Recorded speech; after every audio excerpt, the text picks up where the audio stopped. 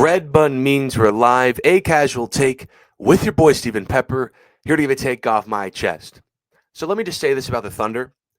Please, please, please, can we stop running segments debating whether the Thunder are for real or not? Because let me tell you, they absolutely are. They are by far the best team in the West. And as a Laker guy, it hurts for me to say this, but they are going to win the West and possibly the whole damn thing because they are that good. Because last night, it was like I was watching a team grow up in front of my very eyes.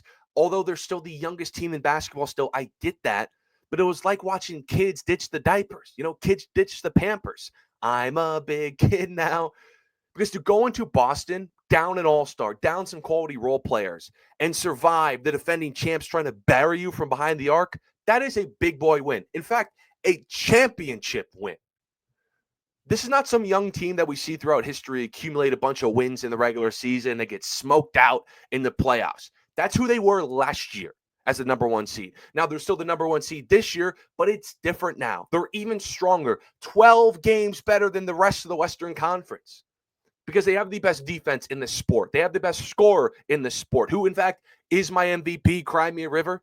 They have sneakily underrated depth. They now have a bit of experience from last year. And let me just say this. If Chet Holmgren can provide the offense he did last night, if J-Dub can come back and provide similar offense, no one in the Western Conference is stepping up and snatching their chain. They are that good.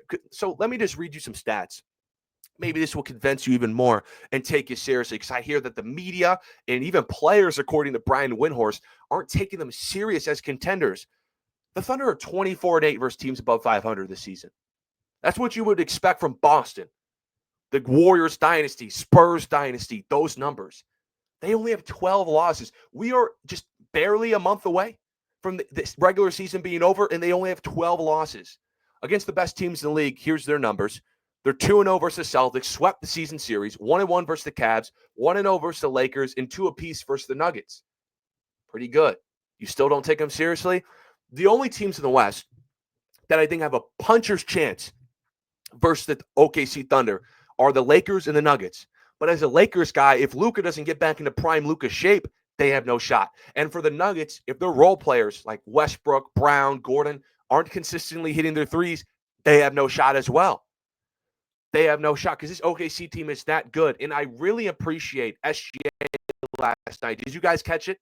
He said in the post-game interview about this team, quote, "We're growing up."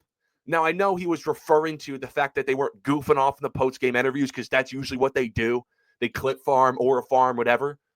But I thought it was symbolic to this team as a whole that they are growing up. They're growing up so fast, in fact, that if you look at your DraftKings or FanDuel app, pull out your phone, they're pretty much dead even in title odds with the Boston Celtics. And OKC, to me, is coming out of the harder conference. I think they are. Now, in a series, Boston has still been my favorite to win the title. I think they still are. I think they would beat OKC because I think they're a little bit more talented and they're experienced. If you've been listening to me for the last 2 years, my biggest gripe with the Thunder have been how ready or the non-SGA teammates, because SGA is the MVP. This guy is a good player in the playoffs. Can just J-Dub, Isaiah Joe, Lou Dort, can those guys step up?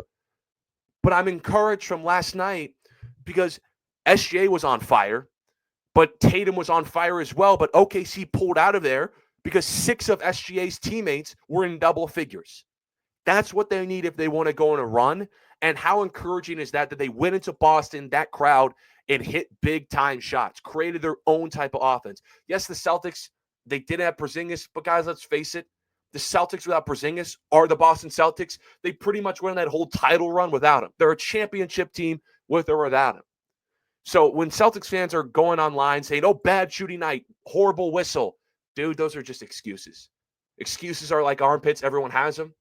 OKC just went to your building and out-physicaled you. Kids, out-physicaled you in your building. They ran Boston to the three-point line. They kept them out of the paint, kept them out of the free throw line, so much so that Boston shot the 3rd most threes in a single game in the history of the league. That's Lou Dort. That's SGA. That's Chet. That's Isaiah Joe. That's Kason Wallace. That's Clamps. That's without Caruso and J-Dub, by the way.